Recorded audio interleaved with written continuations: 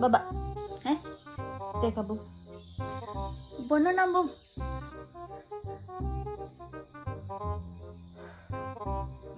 මට හදන්න නෙමෙයි මං ඔයාලට කිව්වේ හදන්නේ කියලා තේ එකක්. අම්මා හැදුවම තමයි රස සුදු අම්මේ හදන්න. පුදුම වැඩක් වුණානේ. ඒකත් හදලා දෙන්නම්කෝ යන කලින් කොහොමද? අම්මේ මේ අපි ඉන්දියාවේ ඉද්දි නම් අර ෆ්‍රෙෂ් මිල්ක් නෙහේ. එතකොට ඒ ෆ්‍රෙෂ් මිල්ක් වලට අපි හෝර්ලික්ස් හැඳි 2ක් විතර දානවා. 2ක් 3ක් විතර දානවා. මේ මෙහෙ ඉතින් ෆ්‍රෙෂ් මිල්ක් නැහැනේ. අම්මට පුළුවන් නම් පිටි හැඳි 3ක් විතර දාලා ඒකට එස්ටමෝල්ට් හැඳි 2ක් විතර දාන්න පුළුවන්.